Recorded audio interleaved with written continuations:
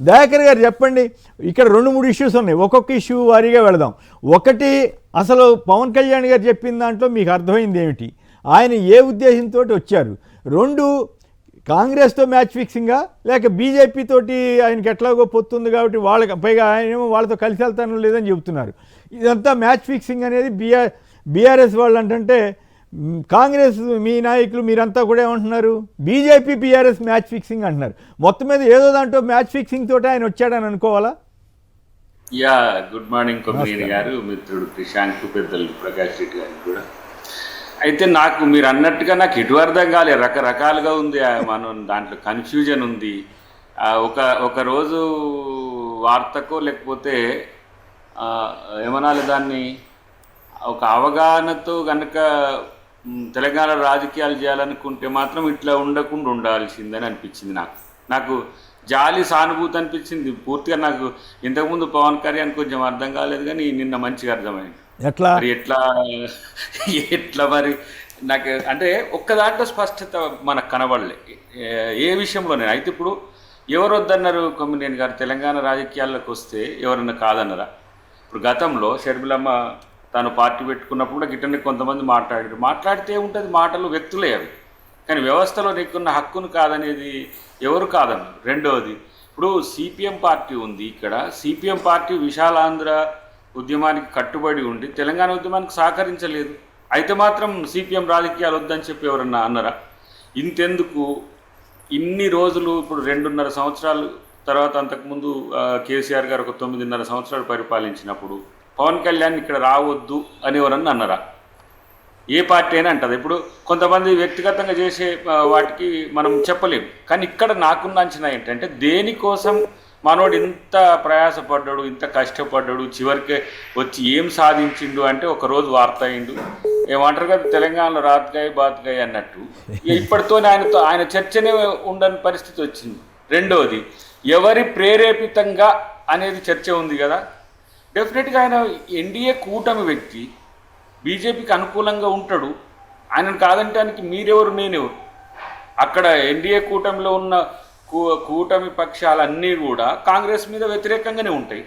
కాదని అనడానికి మేమేమి సిద్ధంగా. కాకపోతే నిన్న జరిగిన సంఘటనలో ఇప్పుడు మీరే ఉన్నారు, మోడరేటర్గా ఉన్నారు, ప్రకాష్ రెడ్డి గారు, నేను, లేకపోతే క్రిషాంక్ గారు, నేను ఇష్టం వచ్చినట్టు ఒకరి మీద ఒకరు కామెంట్ చేసుకుంటుంటాం. మీరు మోడరేటర్గా ఏం చేస్తారు? ఇది పద్ధతి కాదని నివారిస్తారు, లేకపోతే దాన్ని కట్టన్న చేస్తారు. ఇప్పుడు ప్రభుత్వంగా ఒకవైపు ఏమో నాగేశ్వర్ గారు, తర్వాత మన పాషం యాదగిరి గారు, పృథ్వీ గారు, వీళ్ళంతా ఒక టీము పవన్ కళ్యాణ్ సీరియస్గా వ్యతిరేకిస్తుంది. పవన్ కళ్యాణ్ బ్యాచ్లో మన వాళ్ళు ఎవరు, ఆ సంపత్ నాయక్, మన శంకర్ గౌడ్, వీళ్ళంతా ఏమంటుండ్రు, వాళ్ళు వీళ్ళ సంగతి చూస్తూ అంటారు, వీళ్ళు వాళ్ళ సంగతి చూస్తూ అంటారు. మరి పంచాయతీలు పెట్టుకుంటానికి మనం మీటింగ్కి పర్మిషన్ ఇస్తే అది ప్రభుత్వమా, లేకపోతే ఏదో కుస్తీ పోటీలు పట్టిస్తానికి చూసే వ్యవస్థనా? సరే, కాంగ్రెస్ ప్రభుత్వం అంటే కుట్రపూరితంగా ఇవ్వలేదని మనోడు కామెంట్ చేయొచ్చు కాక, మరి హైకోర్టు ఎందుకు నిరాకరించింది? ఎన్ని సభలకు ప్రభుత్వాలు అవకాశాలు ఇవ్వకపోతే కోర్టు ద్వారా, హైకోర్టు కాకపోతే సుప్రీంకోర్టుకు కూడా వెళ్ళి మనం పర్మిషన్స్ తెచ్చుకున్న రోజులు ఉన్నాయి కదా. అలాంటి పరిస్థితి నుంచి అటు పోయిండు, మళ్ళీ నేను తెలంగాణకు అనుకూలంగా అన్నాడు, తెలంగాణ వ్యతిరేక మాటలు వెనకటికి మాట్లాడిన ఇప్పుడు ట్రోల్ అవుతున్న పరిస్థితి వచ్చింది. అవును, ఆయన కాదండి, ఆయన ఈ 11 రోజులు నిరాహార దీక్ష చేశానంటే అప్పట్లో అనౌన్స్ చేశారా? మరి నాకైతే తెలియదు, గుర్తులేదు. మీ దృష్టికి ఏమైనా వచ్చిందా? తెలంగాణ ఏర్పాటుకు వ్యతిరేకంగా 11 రోజులు నిరాహార దీక్ష చేశానని చెప్తున్నారు. నిజంగా చేశారా లేదా? చేసుంటే అప్పుడే చెప్పు ఉండాలి కదా. 11 రోజులు ఉపవాసం ఉన్నాడట. తెలంగాణ వచ్చినందుకు బాధపడుకుంటూ, ఎట్లా వచ్చింది తెలంగాణను ఎందుకు ఇచ్చిందని బాధపడ్డాడట. బాధపడని ఆయన హక్కు, అది మనమెవరం సార్ అంటానికి. తెలంగాణను చాలామంది వ్యతిరేకించిండ్రు. తెలంగాణను కావాలని కోరుకున్న ఆంధ్ర మిత్రులు కూడా నేను చూసిన కదా, వాళ్ళతో కలిసి మీటింగ్లు హైదరాబాద్లో పెట్టినాం కదా. అక్కడ కూడా అనుకూలంగా మీటింగ్లు పెట్టిన వాళ్ళు ఉన్నారు, వ్యతిరేకంగా పెట్టిన వాళ్ళు ఉన్నారు. చివరికి రాష్ట్రం విడిపోయిన తర్వాత వచ్చి ఒక ఉప ముఖ్యమంత్రి కదా మనోడు, ఏమి సాధారణ వ్యక్తి కూడా కాదు కదా. ఇప్పుడు ఒక రాజకీయ పక్షంగా మాట్లాడితే, ఒక ప్రజాసంఘంగా మాట్లాడితేనేమో ఆ సంఘం యొక్క వర్షన్, బట్ గవర్నమెంట్ వర్షన్ అవుతుంది కదా. డిప్యూటీ సీఎంగా ఇక్కడికి వచ్చి మాట్లాడుతున్నప్పుడు మరి ఎట్లా ఈ తరహా రాజకీయాలను చంద్రబాబు నాయుడు గారు మరి ఎట్లా ప్రోత్సహిస్తుండో, లేకపోతే ఎట్లా కామ్గుంటుండో, లేకపోతే తెలంగాణ కొచ్చి ఏదైనా మాట్లాడుకోవచ్చు అని నాకుంది హక్కు అంటే అని కొట్లాడినట్టుగా కనపడ్డది. కానీ మొత్తానికైతే రాజకీయ పరిణతిగా నాకైతే అనిపించలేదు. కాకపోతే మేము ప్రభుత్వంగా మా వర్షన్ చెప్పాలి కదా. ఇప్పుడు మీరు పర్మిషన్ ఇవ్వలేదు, పర్మిషన్ ఇవ్వము అని కూడా చెప్పినాం. ఎందుకంటే వీడికొచ్చి ప్రాంతం మధ్యన విద్వేషాలు రెచ్చగొట్టే ప్రయత్నం ఎవరు చేసినా మేము వాళ్ళ పట్ల ఇదే విధానం ఉంటాము. రేపు పెట్టుకోండి, ఎల్లుండి పెట్టుకోండి, లేకపోతే ఈ జూన్ 2వ తారీఖు నాడు తెలంగాణ ఆవిర్భావ దినోత్సవం రోజే పంచాయతీ పెట్టుకొని తెలంగాణ ఉద్యమకారుల యొక్క అస్తిత్వాన్ని మీరైతే ప్రెస్ కాన్ఫరెన్స్ కూడా పరిమితులు ఉన్నారు, అట్లా అంటారు మీరు. ఆయన పెట్టాడు కదా. ఇప్పుడు ప్రెస్ కాన్ఫరెన్స్ కాదు సార్, ఆడవచ్చు కూడా ఏం మాట్లాడండు. బహిరంగ సభ అయితే మీకు ఎందుకు సార్? ఒక ట్వీట్ చాలు కదా సార్. ఒక ట్వీట్ కూడా ఈ రోజుల్లో మీకు ఎంతో పెద్ద పని చేస్తున్నది. ఆ మాటలు వద్దు అని నేను ప్రెస్ మీట్ కూడా పెట్టొద్దు అన్నది నేనే. ఎందుకంటే నువ్వు మాట్లాడితే మళ్ళీ ఈ రోజు నాయన మళ్ళీ ఏదో గందరగోళం అవుతుంది, నువ్వు తెలంగాణకు వ్యతిరేకంగా వస్తావు. ఎందుకని చాలా ప్రభుత్వ తరఫున విప్పుగా నేను అభ్యర్థించే స్థాయిలోనే ప్రెస్ మీట్ పెట్టినా. మనోడిగా నా మీద కూడా అటాక్ కౌంటర్ చేసింది సార్, అది వేరు విషయం. కానీ నేను ఏమంటున్నా, ఆంధ్ర తెలంగాణ విడిపోయినా సరే ప్రజలు చాలా సఖ్యతతో ఉన్నారు. ఇది వాస్తవం. ఎవరికి అవునన్నా కాదన్నా ప్రజల మధ్యన వైరుధ్యాలు లేవు. తర్వాత నాయకుల మధ్యన వైరుధ్యాలు, ప్రాంతాల మధ్యన వైరుధ్యాలు కావు. రాజకీయాల కోసం ప్రాంతాలను అస్తిత్వాన్ని లేకపోతే ఇంకో దాన్ని ముందు పెట్టి నేను రాజకీయ లబ్ధి పొందుతా అంటే అది మంచిది కాదు. ఇప్పుడు ప్రాంతీయవాదం ఉగ్రవాదం కంటే, లేకపోతే వేర్పాటువాదం ఉగ్రవాదం కంటే డేంజర్ అని అన్నాడు. మరి తను చేస్తున్నది అట్లా కనపడుతున్నది కదా. ఇప్పుడు ఆయన పార్టీ జాతీయ పార్టీ మరి రాష్ట్ర పార్టీ నాకు తెలియదు, నేను రిజిస్ట్రేషన్ ఏముందో ఉంటుంది కదా. ప్రాంతీయ పార్టీ మరి ప్రాంతీయ పార్టీ ఎందుకు జనసేన భారతదేశం అని కూడా పెట్టుకోవచ్చు ఆయన. ఇప్పుడు ఆ పరిస్థితి కాకుండా ఇప్పుడు ఇక్కడ సెంటిమెంట్ అనేది అయితే ఉన్నమాట వాస్తవం కదా.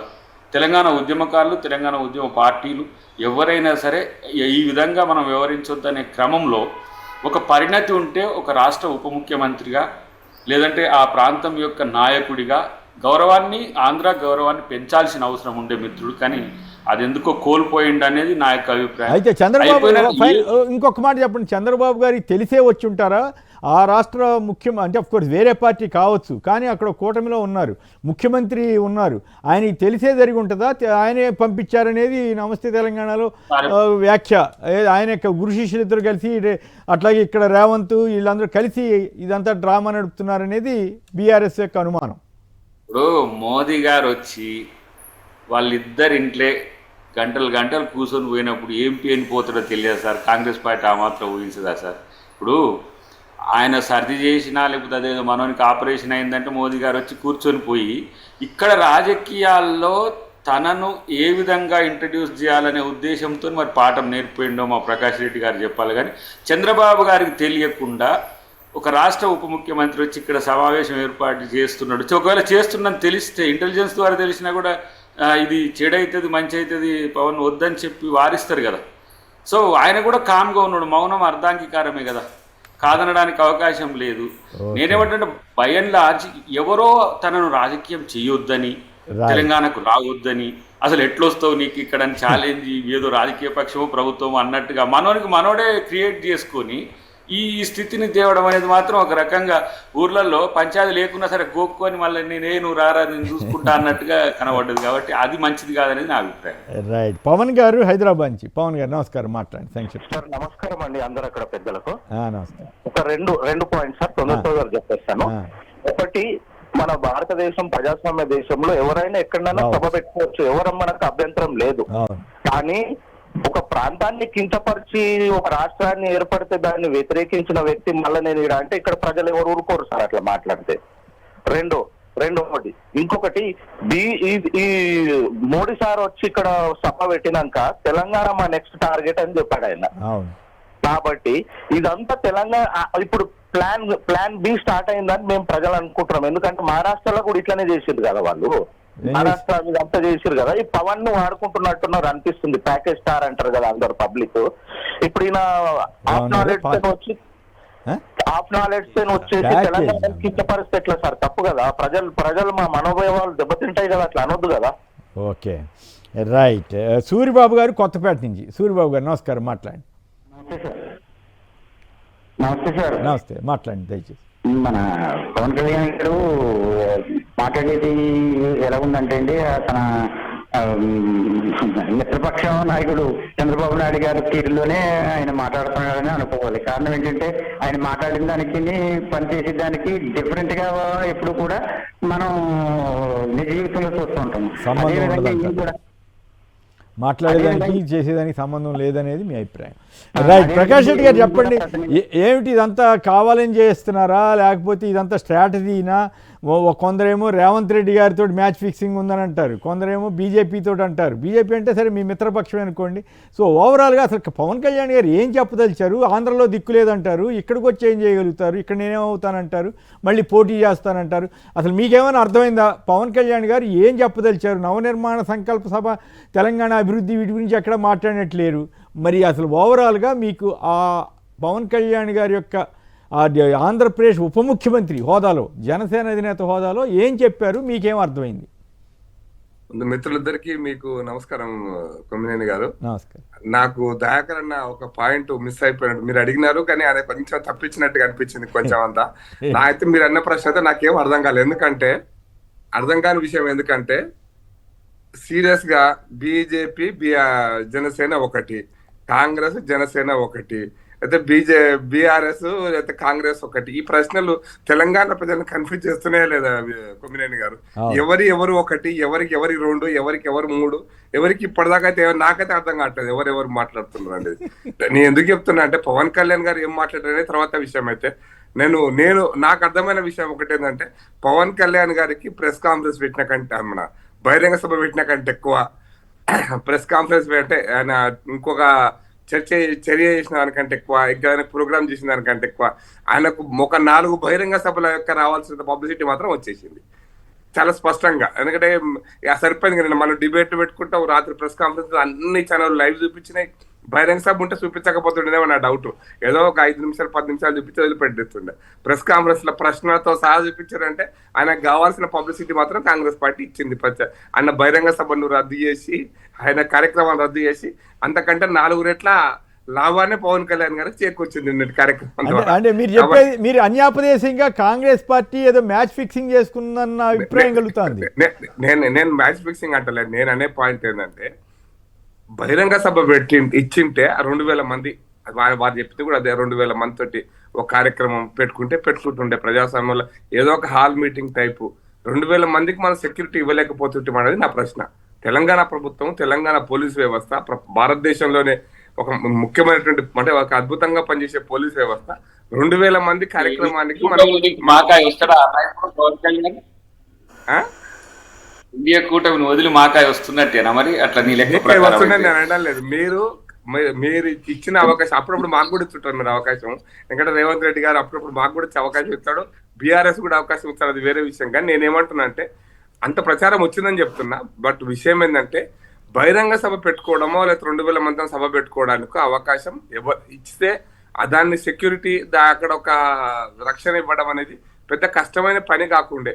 కానీ అది ఇవ్వకపోవడం వల్ల జరిగినటువంటి చర్చ, అది ఇవ్వకపోవడం వల్ల జరుగుతున్న చర్చ అనేక రాజకీయ అంశాలకు దారితీసింది అనేది నా అభిప్రాయం కొమ్మినేని గారు.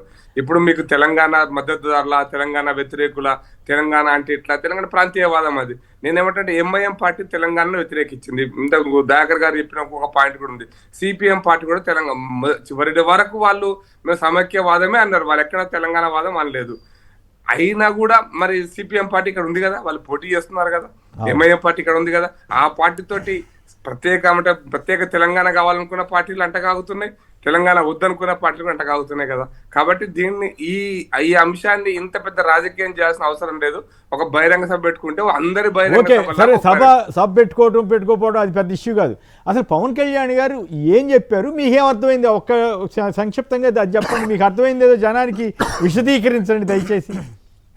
నేను ఆయన గత 10-15 రోజుల నుంచి ఒక చర్చ జరుగుతుంది కదా, ఒక మీడియాలో ఒక జర్నలిస్టు, ఒక అనలిస్టు ఇట్లా అన్నాడు, అట్లా అన్నాడు, ఈ చెవులు ఇట్లా చెప్పాడు, అమిత్ షా ఇట్లా చెప్పారు, ఇది ఇక్కడ చర్చ జరుగుతుంది, అక్కడ చర్చ జరుగుతుంది కదా. మొత్తానికి ఈ చర్చను డైవర్ట్ చేయడానికి పనికొచ్చింది. ఇలా చర్చను మరింత ఇంకో రకంగా ఇంకో మార్గంలో తీసుకుపోవడానికి పనికొచ్చింది వారికి. ఆ కోణంలో వారి కార్యక్రమం పెట్టాలనుకున్నారేమో రాజకీయ ఎత్తుగడలో భాగంగా.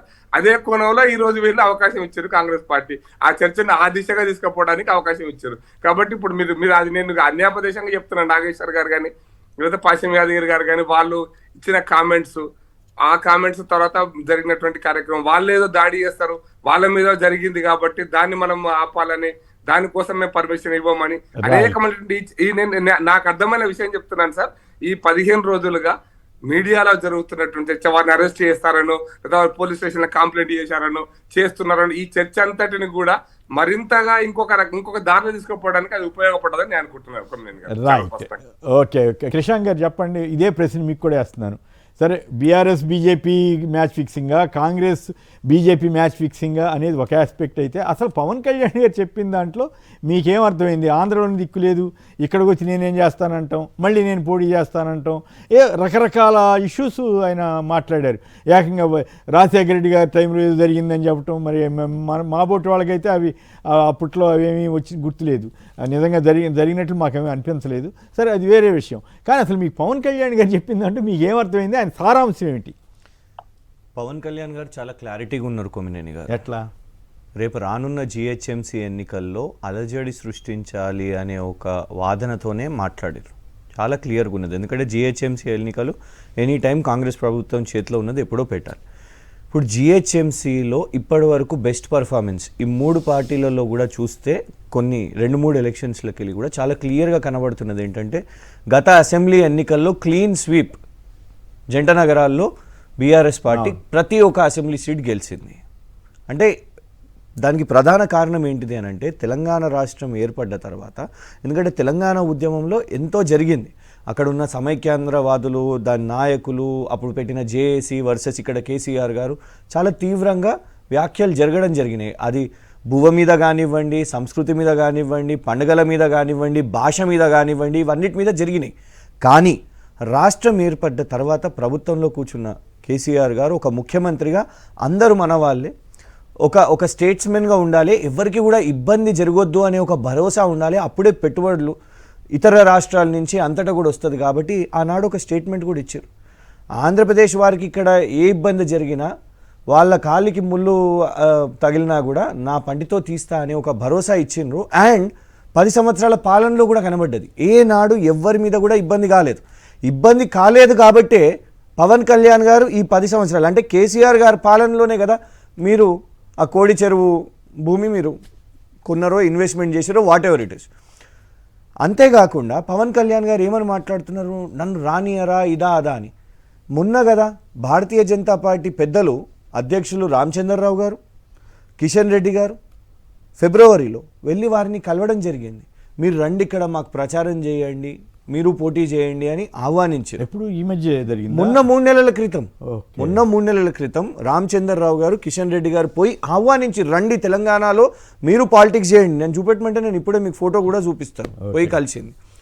నంబర్ 2, వాస్తవం కాదా 336 చోట్లు మున్సిపల్ ఎన్నికల్లో, మొన్నటి జరిగిన మున్సిపల్ ఎన్నికల్లో మీరు పోటీ చేయలేదా?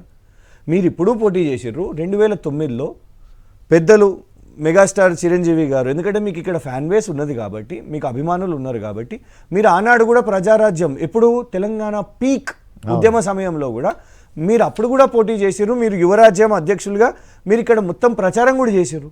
అప్పుడు కూడా మిమ్మల్ని ఎవరు అపోజ్ చేయలేదు, ఇప్పుడు కూడా మిమ్మల్ని ఎవరు అపోజ్ చేయలేదు. లాస్ట్ టైం అసెంబ్లీకి కూడా పోటీ చేశారు. ఎస్. సో మీరు ఎందుకు ఊహించుకొని మీరే ఎవరో అపోజ్ చేస్తున్నట్టు క్రియేట్ చేస్తున్నారు? కొత్తగా ఇక్కడేదో జనగణమన ఎవరు పాడరు అన్నట్టు, వందే మాత్రం ఎవరు వాడరు అన్నట్టు, అసలు తెలంగాణలో ఇష్యూయే లేదు. కేసీఆర్ గారు ముఖ్యమంత్రిగా ఉన్నప్పుడు మేము, ఎందుకంటే దేశవ్యాప్తంగా మనం 75 years ఆఫ్ ఇండిపెండెన్స్ జరుపుకున్నప్పుడు ప్రభుత్వం, ఇక్కడ తెలంగాణ ప్రభుత్వం కూడా అధికారికంగా మనము వజ్రోత్సవాలు, స్వర్ణ భారత్ వజ్రోత్సవాలు మనము ఇక్కడ జరుపుకున్నాం. ఆబిడ్స్ దగ్గర, జీపీఓ దగ్గర బహిరంగంగా మనం కూడా జాతీయ గీతాన్ని ఆలపించినాం. ముఖ్యమంత్రి గారు అక్కడికి వచ్చారు కార్యక్రమం. మరి వాళ్ళ కొత్తగా ఈ అజెండా, ఈ డిబేట్ ఏడికెళ్ళి వచ్చింది అంటే, గతంలో జిహెచ్ఎంసీ ఎన్నికలు వచ్చినప్పుడు కొందరు నాయకులు సర్జికల్ స్ట్రైక్ అన్నట్టు ఇప్పుడు కూడా అసలు పాకిస్తాన్ పాలస్తీన్ ఏందండి పోల్చడం? నాకు అర్థం కాదు. ఈ మధ్య ఒక ట్రెండ్ అయిపోయింది, తెలంగాణకి ఇక్కడ రాగానే మాటలు మాట్లాడుతూ Pakistan Palestine. I'm sorry, we take a high strong opposition of that. ఏం తెలంగాణని మీరు పాకిస్తాన్తో పోల్చుతున్నారా? సో అసలు అనవసరమైన వ్యాఖ్యలు ఇవాళ మాట్లాడుతూ రెచ్చగొట్టే ప్రసంగాలు మీరు ఇవాళ చేస్తున్నారని ఎంచుకున్నది కూడా ఏ రోజండి?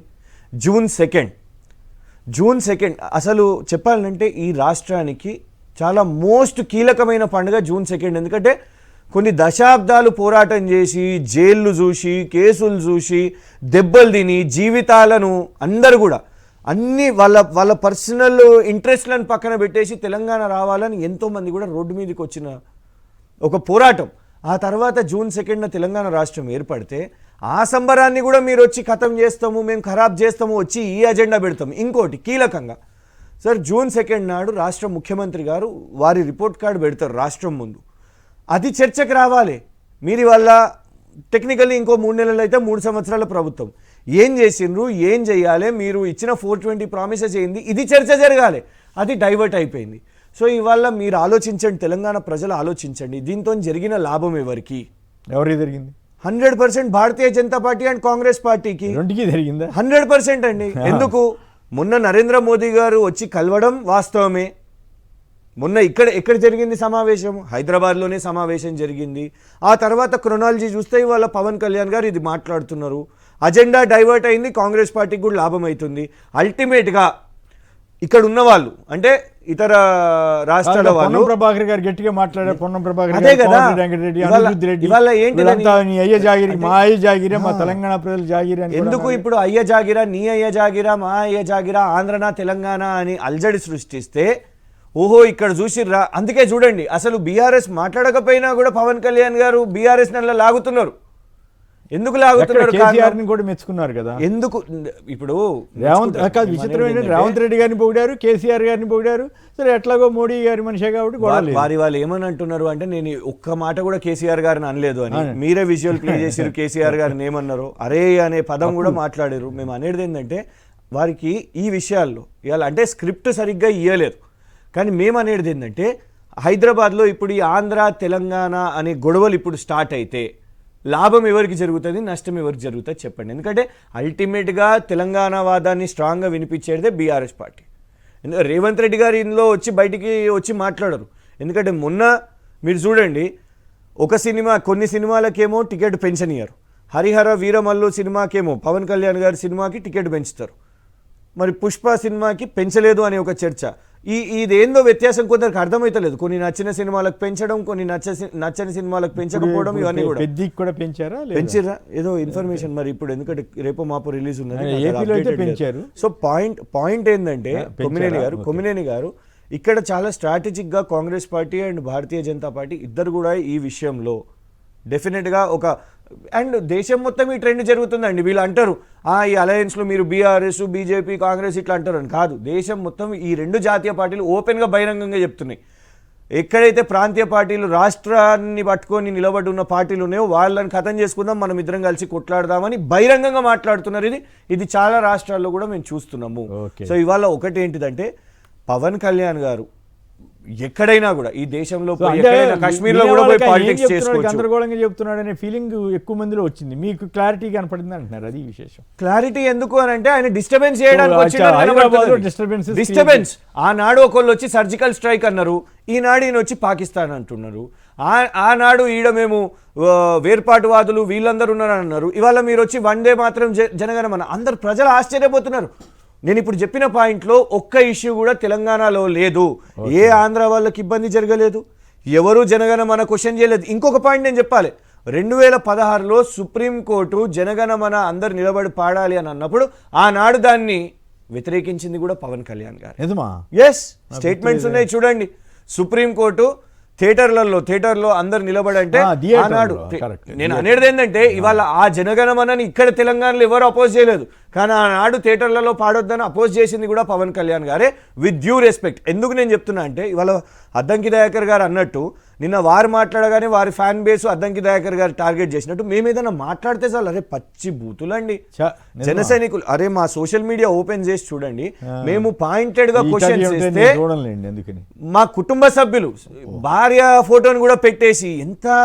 నేను అనేది పవన్ కళ్యాణ్ గారికి నేను ఒక మనవి పెడుతున్నాను, ఏదన్నా ఉంటే మీ వాళ్ళను పాయింట్ బేస్డ్ గా మేము ఇప్పుడు మీరు మాట్లాడిన దాంట్లో డెఫినెట్గా డెమోక్రటిక్గా పార్లమెంట్ లాంగ్వేజ్లో మాట్లాడండి. కానీ మీ జన సైనికులను వచ్చి వచ్చి సోషల్ మీడియాలో వందల కమెంట్లు, బూతులు, చెడ్డ మాటలు మాట్లాడడం అవన్నీ కూడా ప్రాబ్లం ఎక్కడ వచ్చిందంటే తెలుగుదేశంతో మిత్రత్వం ఉండేసరికి వాళ్ళు ఐటీడీపీ సార్ మా రిక్వెస్ట్ ఏంటంటే ప్లీజ్, నేను అంటే మళ్ళీ తప్పుగా అంటారు కావచ్చు కానీ మా తెలంగాణలో అట్లాంటి కల్చర్ లేదు సార్.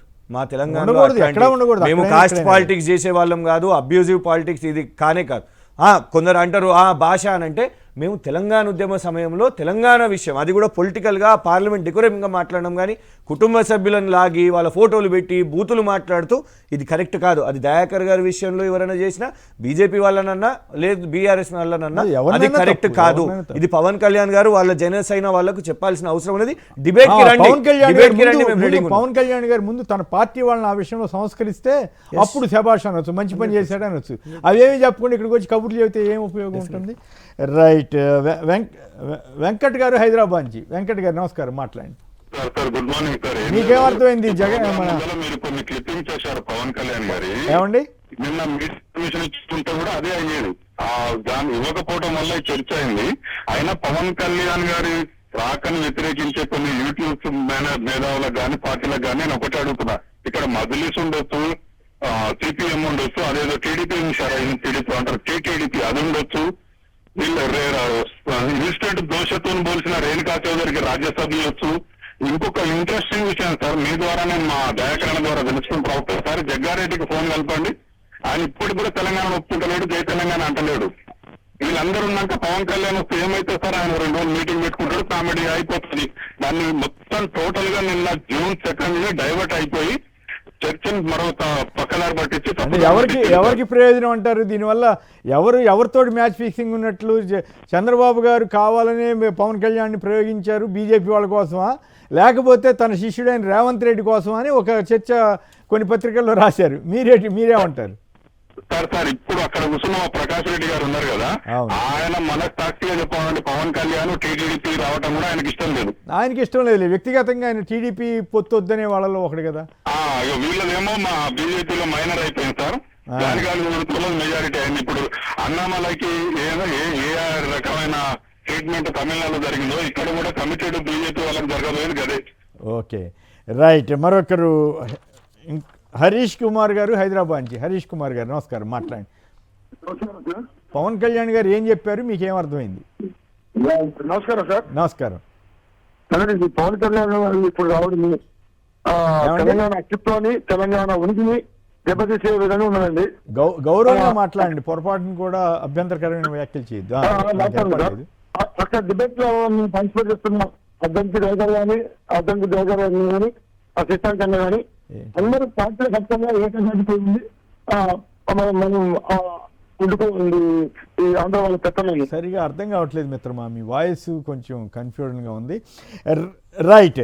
మరి నిజంగానే రేవంత్ రెడ్డి గారితో మ్యాచ్ ఫిక్సింగ్ ఉందా, చంద్రబాబు గారి ప్రమేయం దీంట్లో ఉందా? ఇప్పటికైతే డైరెక్ట్గా అయితే కనపడటం లేదు, కానీ రేవంత్ రెడ్డి గారితో ఉన్న సంబంధాల రీత్యా మరి ఇది జరుగుతుందా? కోడిచెరు విషయాన్ని ప్రస్తావించిన నేపథ్యంలో పవన్ కళ్యాణ్ గారు మరి ఇంతకాలం ఇన్ని రోజులుగా జరుగుతుంటే రేవంత్ రెడ్డి గారి ప్రభుత్వం అక్కడ వెరిఫై చేసిందా, చేసి ఏది వాస్తవం ఎందుకు చెప్పలేదు? సో ఇదంతా కూడా ఎందుకు ఇంత కన్ఫ్యూజన్గా తయారైంది? ఎవరితోటి మ్యాచ్ ఫిక్సింగ్ చేసుకున్నారు? రేవంత్ రెడ్డి గారికి ఏమైనా పరోక్షంగా సంబంధాలు ఉన్నాయా, లేక బీజేపీ వారి సాయం ఉందా? వీటన్నిటి మీద చర్చలోకి పెడదాం. దయాకర్ గారు మీరు చెప్పండి, ఏమిటి ఈ కోడి చెరువు గొడవ మీద అసలు ప్రభుత్వ వైఖరి ఏమిటి? ఊళ్ళో ఎక్కడెక్కడ ఎఫ్టీఎల్ ఉన్నా కూడా అడావుడిగా వెళ్ళి నోటీసులు కూడా ఇవ్వకుండా భవనాలు కూల్చేశారనేటువంటి అభిప్రాయం ఉన్నటువంటి నేపథ్యంలో 10 రోజులుగా దీని మీద రచ్చ నడుస్తున్నా మీరు ప్రభుత్వం ఎందుకు స్పందించలేదు? గతంలో కేటీఆర్ గారి ఒక్క నిమిషం, గతంలో జరిగింది కదా జన్వాడేనా, ఏం జరిగింది అప్పుడు? కేటీఆర్ గారి పంపించి దాన్ని ఏదో కొలతలు తీసుకొని కూల్ చేస్తాము జేసీబీ ఉన్న దీన్ని బట్టి ఇది మీకు మ్యాచ్ ఫిక్సింగ్ ఉందేమో. పైగా రేవంత్ రెడ్డి గారు అంటే ఆయనకి ఇష్టం, గౌరవం, ఇష్టం అని కూడా అన్నారు. గౌరవం అంటే పర్వాలేదు ఒక ముఖ్యమంత్రిగా, ఇష్టం అంటే మొత్తం మీద ఏమైనా మ్యాచ్ ఫిక్సింగ్ ఉందా, లేక నేనేమి దాంట్లో అక్రమం జరిగిందా లేదా అని జోలికి పోట్ల వాస్తవం ఏంటో తేల్చాల్సిన బాధ్యతని ప్రభుత్వం ఎందుకు పట్టించుకోవట్లేదు అనే దానికి మీ దగ్గర ఏమైనా సమాధానం ఉందా? ఆయన చెబుతున్నారు తీసేసుకోండి అని కూడా అన్నారు.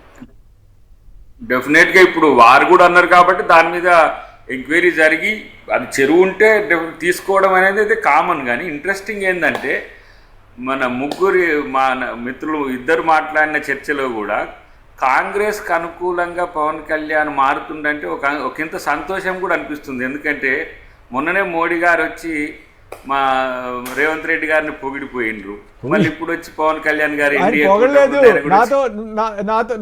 నాతో కలిసి ఉన్నాడు అని ఏదో అట్రాక్ట్ చేసినట్టుగా ఉంది. కలిసే ఉన్నాం కదా, విడిపోయి ఉన్నాం. ఇప్పుడు వాళ్ళు కేంద్ర ప్రభుత్వం, మేము రాష్ట్ర ప్రభుత్వం. ఫెడరల్ డెమోక్రసీలో ఇదొక ప్రభుత్వం, అదొక ప్రభుత్వం. టెక్నికల్ గా చెబుతున్నారులే కానీ వినేవాళ్ళకి కాంగ్రెస్ బీజేపీ కాంగ్రెస్ నుంచి వచ్చి మా దగ్గరికి రా అని చెప్పినట్టుగా ఉందనేది ఎక్కువ. ఇప్పుడు మీరు కూడా సరే, మనం కలిసినప్పుడు మాట్లాడిన చర్చప్పుడు ఎన్టీఆర్ గారి విగ్రహం పెడితే కూడా విమర్శలు వచ్చినాయి కదా సార్. ప్రాంతాల మధ్యన సమన్వయం ఉండాలని కోరుకుంటున్నాడు మా నాయకుడు.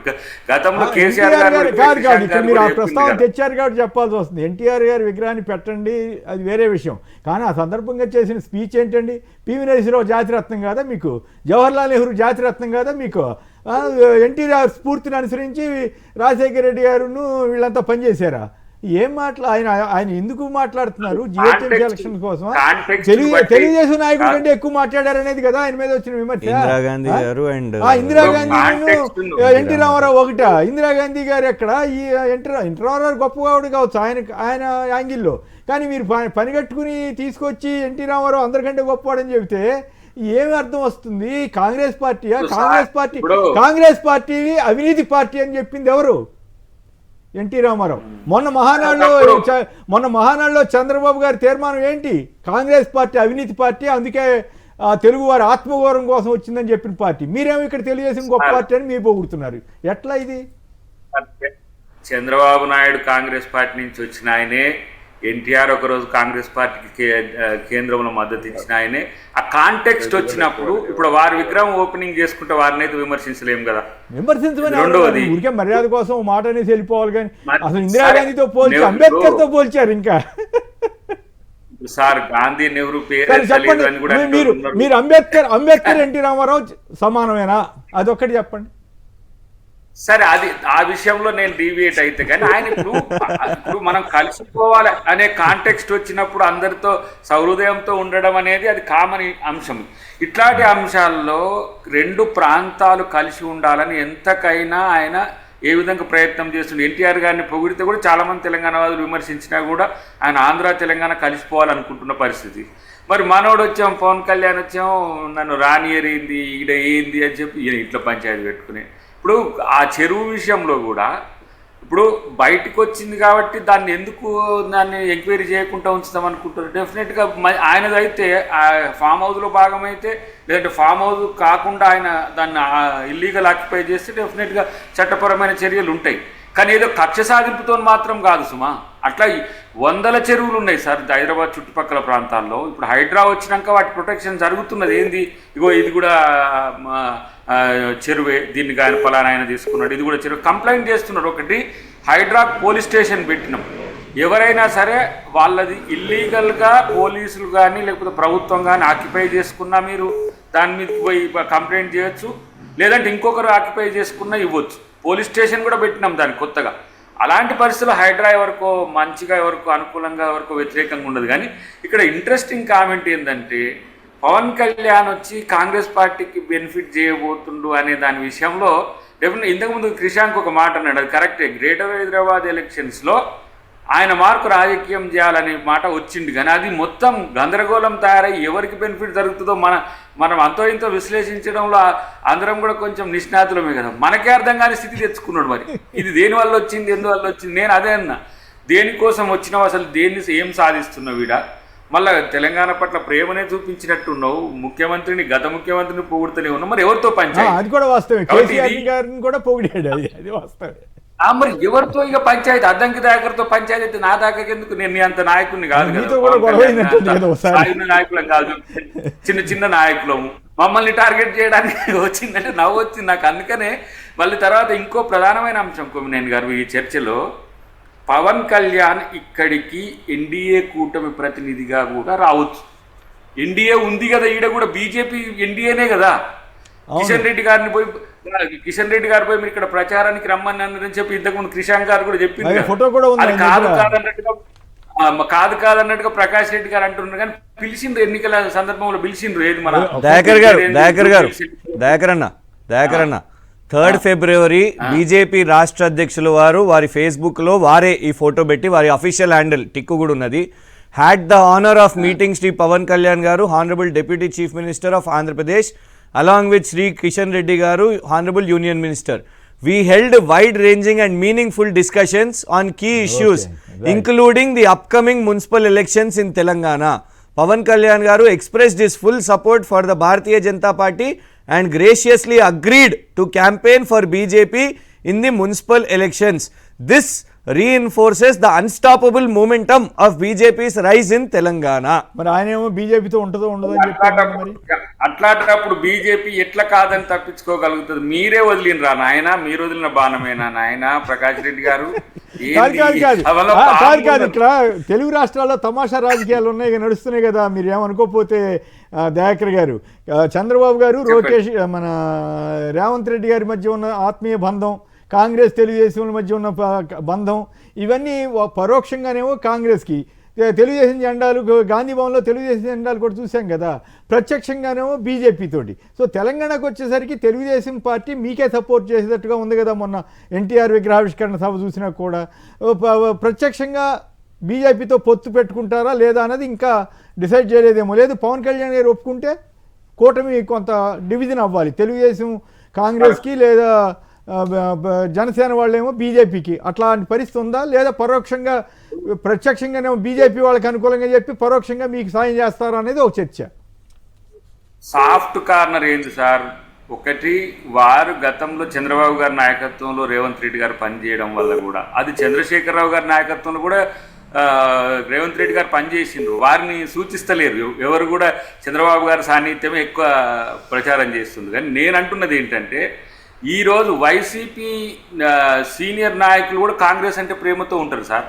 ఎందుకు? రాజశేఖర రెడ్డి గారి యొక్క పరంపర కాబట్టి చాలామంది కాంగ్రెస్ పార్టీ అంటే అభిమానంతో, ఖమ్మం కానీ లేకపోతే మనకు భద్రాచలం ఆ ప్రాంతం నుంచి ఎప్పుడు మాకు సానుకూలంగా మాట్లాడుతుంటారు. కాబట్టి ఇక్కడ కొంతమందినో ఒకరి ఒపీనియన్ అనేది కాకుండా కాంగ్రెస్ పార్టీ ముఖ్యమంత్రిగా ఆయన కాంగ్రెస్ పార్టీ ఏ విధంగా వ్యవహరించాలని అది వ్యవహరిస్తున్నాడు. వ్యక్తిగతంగా అందరితో మంచుకుంటున్నాడు. ఎందుకు? గిల్లి గజ్జాలకు పోవడం వల్ల వచ్చిన లాభం ఏంది? ఇప్పుడు నేను ఇక్కడ కూడా పవన్ కళ్యాణ్ గారు కూడా, మీరు ఎవరో మిమ్మల్ని వ్యతిరేకించేటోళ్ళని తిట్టేది పోయి వచ్చి ప్రభుత్వం మీద వ్యతిరేకత లేకపోతే పార్టీల మీద వ్యతిరేకత. కాంగ్రెస్ ని కూడా ఏమనలేదులేండి ఆయన, కాంగ్రెస్ ని అనలేదు, బీజేపీని అనలేదు, బీఆర్ఎస్ ని కూడా మీరెవరు మీ జాగీరా అని ఎవరిని అన్నారు చెప్పండి? జాగీరా అని మళ్ళీ వీరు కూడా అన్నారు కదా. అసలు జాగీరా ఎవరు జాగీరా అని అంటే కేవలం కాంగ్రెస్ అనే కాదు కదా ఆయన ఉద్దేశం. ఆయన అనేసరికి మా ప్రభాకర్ గారు ఇంత నడుస్తూ ఉంటాయి కదా రాజకీయాల్లో. ఒక్క నిమిషం. రైట్, ఒకరెవరు లైన్లో ఉన్నారు. మన దుర్గా ప్రసాద్ గారు, కాకినాడ. దుర్గా ప్రసాద్ గారు నమస్కారం, మాట్లాడండి సంక్షిప్తంగా. సార్, ఇప్పుడు నేను పవన్ కళ్యాణ్ సపోర్ట్ చేయట్లేదు. పవన్ కళ్యాణ్ గారు రావడం వల్ల చేసినా తప్పులేదు మిత్రమా, చేసినా తప్పులేదు, అభ్యంతరకరంగా మాట్లాడొద్దు అంతే. ఆయన ప్రశ్నిస్తానంటున్నారు. ఎప్పుడైతే ప్రశ్నిస్తారన్నారో అధికారంలో ఉన్న కాంగ్రెస్ పార్టీ కానీ బీఆర్ఎస్ వాళ్ళు వీళ్ళందరూ కూడా ఎలక్ట్ గా ఉండి ప్రజలకి సేవ చేయడానికి ట్రై చేస్తారండి. 100% పవన్ కళ్యాణ్ కి భయపడని కాదు, ఆయన ఎక్కడ వస్తారని చెప్పేసి కాంగ్రెస్ అధికారంలో కాంగ్రెస్ పార్టీ ఎలక్ట్ గా ఉంటది. ఏ తప్పు చేయదు, ప్రజలకి దగ్గరగా చేరుగా బీఆర్ఎస్ కానీ కవిత పార్టీ వాళ్ళు కానీ ఎవరైనా సరే ప్రజలకు సేవ చేయాలని కోరుకుంటారండి. పాయింట్ అర్థమైంది. కానీ ఆయన ఏమి తెలంగాణ ప్రజలకు కానీ తెలంగాణ ప్రభుత్వానికి ఏమి సలహాలు ఇవ్వాలి. ఆయనకి తోసిందేదో ఆయనకి గందరగోళంగా మాట్లాడుకుని లేరు, అది వేరే విషయం. హనుమాన్ సింగ్ గారు ఖమ్మం నుంచి. హనుమాన్ సింగ్ గారు నమస్కారం, మాట్లాడండి సంక్షిప్తంగా. సార్, అక్కడున్న ప్రజలకు నమస్కారం సార్. నమస్కారం సార్. ఇంతమంది మహానాయకులు 3 పార్టీ వాళ్ళు ఉంటేనే వాళ్ళే ఒక్కరు వెళ్ళిపోతుంది. అక్కడ ఒక పక్క కవితక్క పెట్టిన పార్టీ వల్ల కూడా కాదు, పవన్ కాంగ్రెస్ కూడా ఉంది. వస్తాడు, 2 రోజులు మీటింగ్ పెడతారు, వెళ్ళిపోతారు. ముందొచ్చేది ఒక 2-3 ఓట్లు వస్తాయి, మా అంటే 10 వస్తాయి. అంత నుంచి అది హైదరాబాద్ లో మాత్రమే ఆ కొద్ది గొప్ప పిలిచిన మందిని చూసి ఏదో ఆവശ്యపడ్డాను కానీ ఏ జిల్లాలో ఉంటారు ఆయన వర్గం, ఏ జిల్లాలో. Right, okay, right, thank you. Right, Prakash గారు చెప్పండి, కోడిచేరు విషయంలో మీ పార్టీ వైఖరి ఏమిటి? నిజంగానే రేవంత్ రెడ్డి గారు ఇంతవరకు దాన్ని టచ్ చేయలేదు కదా, మరి ఇప్పుడు ఏమైనా టచ్ చేసే అవకాశం ఉంటుందా? అసలు సర్వే చేసి వాస్తవం ఏంటో చెప్పడం అంతే. చెప్పాలి సార్, వాస్తవం ఏందో చెప్పాలి సార్. హైడ్రా ఏ చెరువు అయినా సరే, ఏ భూమి అయినా సరే, ప్రభుత్వ భూములు ఎవరు కబ్జా పెట్టినా వాస్తవాలు బయటకు తీయాల్సిన బాధ్యత ప్రభుత్వాలది. గత ప్రభుత్వాన్ని, ఈ ప్రభుత్వాన్ని, ఏ ప్రభుత్వాన్ని ప్రభుత్వాలు అది బయట పెట్టాలని నేను కూడా డిమాండ్ చేస్తున్నాను. కాకపోతే దయాకర్ గారు పెద్దలు చాలా ఇంపార్టెంట్ పాయింట్ చెప్పారు. హైడ్రా కోసం పోలీస్ స్టేషన్ పెట్టారని. నేను 4 అప్లికేషన్ ఇచ్చిన, కనీసం మీ అప్లికేషన్ ఏమైంది ఇప్పటిదాకా అది మంచిది, అది చెడ్డది, ఇప్పటిదాకా తప్పు, మీరు చెప్పిన తప్పు అని కూడా ఇప్పటిదాకా నేను అధికారికంగా నా లెటర్ హెడ్ మీద ఇచ్చిన, అయినా కూడా ఇప్పటిదాకా సమాధానం చెప్పలే. ఏడాది కింద ఇచ్చిన, కానీ ఇప్పటిదాకా ఒక్క ఆన్సర్ నేను రంగనాథ్ గారిని పర్సనల్ కలిసి ఇచ్చిన, అయినా కూడా సమాధానం లేదు. ఇప్పుడు మా ఎమ్మెల్యేతో కలిసి ఇచ్చిన, అయినా సమాధానం లేదు. కాబట్టి హైడ్రా పనితీరు ఎట్లుందో చెప్పడానికి దయాకర్ గారికి నా ప్రయత్నం చేసిన సార్. బట్ అసలు అది పక్కన పెడితే, నిన్న మీరు ఇప్పుడు అడిగారు కదా ఎన్టీ రామారావు విగ్రహం ఆవిష్కరణ సందర్భంగా, ఎన్టీ రామారావు విగ్రహ ఆవిష్కరణ సందర్భంగా రేవంత్ రెడ్డి గారు అన్న మాటలు, తెలంగాణలో వచ్చినటువంటి కొంత రియాక్షన్, దాన్ని కవర్ చేసుకోవడం కోసం కూడా పవన్ కళ్యాణ్ గారిని బాగా సర్ప్రైజ్ చేస్తే ఈ ప్రెస్ కాన్ఫరెన్స్ ద్వారా అటువంటిది ఏం లేదు, మేము ఆంధ్రాకు వ్యతిరేక తెలంగాణ వీర తెలంగాణ వాదం మళ్ళొకసారి తీసుకొచ్చి దానివల్ల పబ్బం గడుపుకోవాలని కాంగ్రెస్ పార్టీ అనుకుందేమో కూడా నాకు తెలియదు. ఇక్కడ మున్సిపల్ ఎలక్షన్స్ ఎప్పుడు పెడతారు అనేటువంటి చర్చ ఉంది. కాబట్టి మున్సిపల్ ఎలక్షన్స్ కోసమే ఎన్టీ రామారావు విగ్రహం పెట్టారని కూడా చర్చ జరుగుతుంది. ఆ సందర్భంగా ఇప్పుడు మీరు ఇంతకుముందు చాలా మంచి పాయింట్ చెప్పారు. గాంధీ భవన్ లో కూడా పసుపు జెండాలతోటి జూబ్లీ హిల్స్ ఎలక్షన్స్ గెలిచిన తర్వాత జెండాలు ఊగినాయి. మేము మద్దతు ఇస్తున్నాం, అధికారికంగా ప్రకటించింది TDP party. Jubilee hills elections లో మేము కాంగ్రెస్ పార్టీకి మద్దతు ఇస్తున్నామని. మీరు బీజేపీకి ఎందుకంటే మీరు అడగలేదు కాబట్టి ఇవ్వలేదని ఏదో సాకులు చెప్పారు కొంతమంది చిన్న నాయకులు. నాకు తెలియదు ఆ విషయం. మీ పెద్ద నాయకులు ఎవరు ఫీల్ కావట్లేదు కదా, మీ పెద్ద నాయకులు ఎవరు బాధపడలేదు కదా, పోన్లే కాంగ్రెస్ వాళ్ళతో ఉన్నా పర్వాలేదు అన్నట్లు ఉంటున్నారు కదా. నేను ఎందుకు చెప్తాను సార్, జరిగిన పరిణామాలు చెప్తున్నాను సార్. మనం చూసినాం కాబట్టి చెప్తాను, ఎవరైనా ఎట్లైనా విశ్లేషించుకోవచ్చు. అయితే దీన్ని కవర్ చేసుకోవడం కోసం మళ్ళీ జిహెచ్ఎంసీ ఎలక్షన్స్ లా ఈ ఓట్లు పోవద్దు, ఆ ఓట్లు పోవద్దు అని చెప్పి జగన్ మన పవన్ కళ్యాణ్ గారిని సర్ప్రైజ్ చేసి తెలంగాణ ఫైనల్ ఒక 2 పాయింట్ చెప్తాను సార్, 2 పాయింట్స్ సార్. ఒక హాఫ్ మినిట్ లో సార్ దయాకర్ గారు ఒకటి గుర్తు చేశారు సార్. కేసీఆర్ గారు మహబూబ్ నగర్ పార్లమెంట్ లో 2009లో గెలవటానికి కొడంగల్ ఎమ్మెల్యేగా రేవంత్ రెడ్డి గారు అప్పుడు టీడీపీ నుంచి పోటీ చేసి టీడీపీ అంటే అప్పుడు మిత్రపక్షం కదా, రేవంత్ రెడ్డి గారి పాత్ర చాలా కీలకమైంది సార్. ఎందుకంటే అక్కడ 25,000 30,000 లీడ్ వచ్చింది. తర్వాత ఆయన ఓట్లు ఈయనకి పడతాయి, ఈయన ఓట్లు ఆయనకి పడతాయి కదా. ఒకటే పాయింట్ సార్, పవన్ కళ్యాణ్ గారు మొన్న నేను కూడా పోయాను సార్, నేను కిషన్ రెడ్డి గారు అప్పుడు ఎయిమ్స్ హాస్పిటల్ లో రివ్యూ మీటింగ్ అయిన తర్వాతనే మేము ఇద్దరం కలిసే కార్లో పవన్ కళ్యాణ్ ఇంటి దాకా పోయినాము. నా పని మీద పోయినా. బట్ విషయం ఏంటంటే ఆడ చాలా వారు హైదరాబాద్కి వస్తున్న సందర్భంగా మున్సిపల్ ఎలక్షన్స్ గురించి ఏమన్నా సహాయం చేస్తారా అనే దాని మీద చర్చించాం. కానీ అది యాదృచ్ఛికంగా ఒక చేస్తారా చేయరా, బీజేపీకి చేస్తారా కాంగ్రెస్ చేస్తారా వాళ్ళు? ఇప్పుడు ఆయన ఎవరికి మద్దతు ఇస్తారు? వాళ్ళు సహజంగా ఇస్తే బీజేపీకి ఇస్తారు, లేకపోతే వాళ్ళు పోటీ చేసుకుంటారు సార్. Right, okay. 2 అంశాలు సార్. తెలంగాణ రాష్ట్ర ఏర్పాటును మేము పార్లమెంటు ప్రక్రియతో ఆర్టికల్ 3 ప్రకారం తెచ్చుకోవాలని ఆనాడు స్పష్టంగా అందరం అదే లైన్ తీసుకున్నాం బాబాసాహెబ్ అంబేద్కర్ గారి స్ఫూర్తితో. అలాంటి తెలంగాణ రాష్ట్రానికి మీరు వచ్చి మా ఆవిర్భావ దినోత్సవం రోజు మీరు ప్రాంతీయవాదం ఉగ్రవాదంతో సమాధం అనడం, నువ్వు మా తెలంగాణ వాదులను అందరినీ కూడా ఉగ్రవాదులు అన్నట్టే. నంబర్ 1. నంబర్ 2, అసలు సందర్భం లేకుండా వారు మన మధ్య కూడా లేరు, కానీ గద్దరన్నను ఇవాళ నువ్వు ఆ పేరు తీసుకొని వచ్చి కారు నేనే కొనిచ్చిన, నన్ను కారు అడిగిండు, అప్రస్తుతం అసలు. అంటే అది అసలు ఎందుకు వచ్చింది? వాళ్ళు లేనప్పుడు నిన్ను నువ్వు డిఫెండ్ చేసుకోవడానికి గద్దరన్న పేరు వాడుకొని, గద్దరన్న నన్ను కారు అడిగితే ఆయన దగ్గర డబ్బులు లేకపోతే నేను కారు కొనిచ్చిన అని అనడము, అది పవన్ కళ్యాణ్ గారి విజ్ఞతకే వదిలేస్తున్నాం. రైట్. కోడిచేరు విషయంలో గవర్నమెంట్ వాళ్ళు ఉన్నారు, గవర్నమెంట్ వాళ్ళు హైడ్రా విషయం మీద కంప్లైంట్స్ రాకపోయినా కూడా పోతారు, పేదల ఇళ్ళ మీద అయితే పోతారు. సెలెక్టివ్ అప్రోచ్ అనేది ఉంది అని స్పష్టంగా అర్థమవుతున్నది కదండి. కాంగ్రెస్లో ఉన్న పెద్దలు అదే ఏరియాలో ఎన్నోసార్లు చెప్పినాం, పొంగులేటి శ్రీనివాసరెడ్డి గారికి, పట్నం మహేందర్ రెడ్డి గారికి ఉంది. ఇవాళ పవన్ కళ్యాణ్ గారి మీద కూడా యాక్షన్ లేదు అంటే సెలెక్టివ్ అప్రోచ్. అదే కాదు, వాస్తవం ఏంటో చెప్పాల్సిన బాధ్యత ఏకంగా నిన్న ఇండైరెక్ట్ వార్నింగ్ కూడా ఇచ్చిండు. సెక్షన్లు చెప్తున్నాడు, ట్రెస్ పాసింగ్ అవుతుంది, క్రిమినల్ ట్రెస్ పాసింగ్ అవుతుంది మీరు ఇందులోకి వస్తే అని ప్రభుత్వాన్ని ఛాలెంజ్ చేస్తున్నాడు. సడన్ గా మరి ఈ ఆస్తులు అవన్నీ ఏమన్నా అవుతాయి కావచ్చు అని బ్యాలెన్స్ చేసుకోవడానికి ఇవన్నీ మాట్లాడి కూడా పొన్నం ప్రభాకర్ నాకు కాంగ్రెస్ లీడర్స్ అపాలజైజ్ చేయాలి అని ఒకవైపు నడుస్తున్నది. ఒకవైపు దయాకర్ గారి మీద అటాకు నడుస్తున్నది, ఒకవైపు పొన్నం ప్రభాకర్ గారి మీద నడుస్తున్నది, కానీ రేవంత్ రెడ్డి గారిని మాత్రం సాఫ్ట్ గా మాట్లాడుతున్నారు, ఇష్టం అన్నాడు పైగా. ఇష్టం అని అంటున్నారు. అంటే బ్యాలెన్స్ చూడండి. అది ఏదేమైనా రేవంత్ నిజంగా ఇది ఇంట్రెస్టింగ్ పాయింట్ మీరు చెప్పింది. రేవంత్ రెడ్డి గారు అంటే ఇష్టం, పొన్నం ప్రభాకర్ గారు అంటే అద్దంకి దయాకర్ గారు అంటే ఇష్టం లేదా? ఏమిటో తమాషాగా ఉంది నిజంగానే. ఖచ్చితంగా ఆంధ్ర తెలంగాణ రాజకీయాలకు గందరగోళంగా చేసే విధంగానే కానీ మేము పవన్ కళ్యాణ్ కూడా ప్రేమిస్తాంలేండి, ఏం వ్యతిరేకించాం ఆయన ద్వేషించినా సరే. రైట్. ఏదేమైనా జిహెచ్ఎంసీ ఎలక్షన్స్ లో ఏం జరగబోతుంది అనే దానికి ఇదంతా ఒక సంకేతంగా కనపడతా ఉంది.